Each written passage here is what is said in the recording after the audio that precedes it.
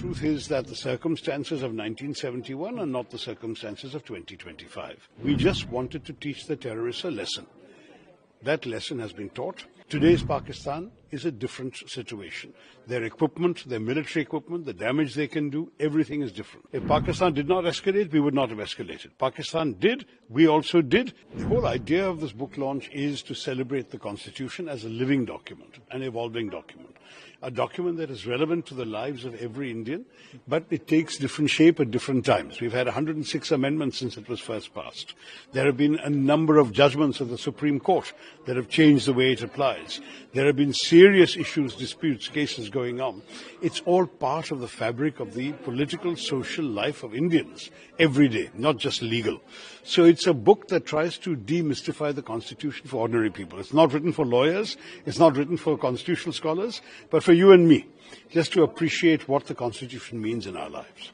Sir, a big development happened between India and Pak. Sir. What's your take on it? Because now on all social media, Indira Gandhi is trending, and Congress party is saying that Indira is iron lady.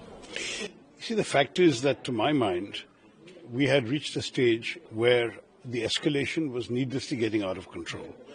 Peace is necessary for us. The truth is that the circumstances of 1971 are not the circumstances of 2025. There are differences. As far as I'm concerned, I believe that the people of India deserve peace. We have suffered a lot. We have lost a lot of casualties. Ask the people of Poonch how many have died since this war began and the shelling from the Pakistanis. I'm not saying that we should always stop wars. When there are reasons to continue them, we should continue. But this was not a war we intended to continue.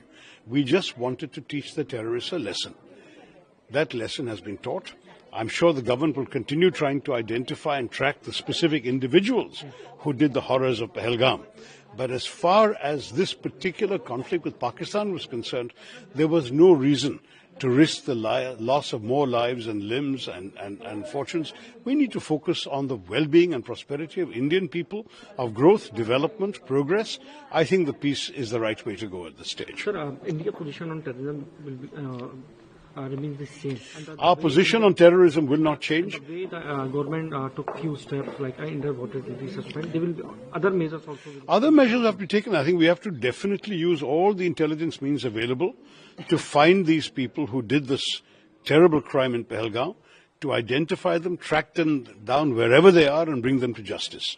That is indispensable. It may not happen overnight. It may take months, it may take years, but we will have to do it.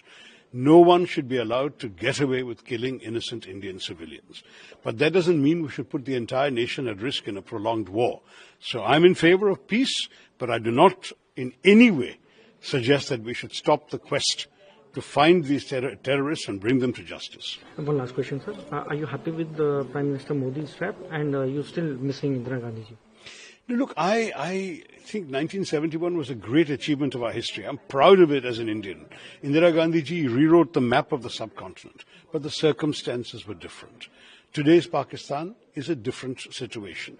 Their equipment, their military equipment, the damage they can do, everything is different. And the circumstances of Bangladesh, we were fighting a moral cause to actually bring people to freedom and liberation. That was a completely different story. This is a different story. We would have ended up with a much longer, protracted conflict with a lot of loss of life on both sides, a lot of damage, a lot of expense. Is this the biggest priority for India today? No, it's not.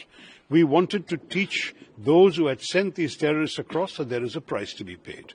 We still have to catch the individual terrorist perpetrators, but we do not need to tie the whole country down in a war. That is something I've been very clear about from the start. India did not, I believe, at any stage see the action of the 7th as the beginning or the opening salvo of a long protracted conflict. For us, it was one-off. We'll do it. If Pakistan did not escalate, we would not have escalated. Pakistan did. We also did. It was getting to a point where if it continued like this, we would needlessly have been caught into a long drawn-out war without a clear objective at the end of it. Liberating Bangladesh is a clear objective.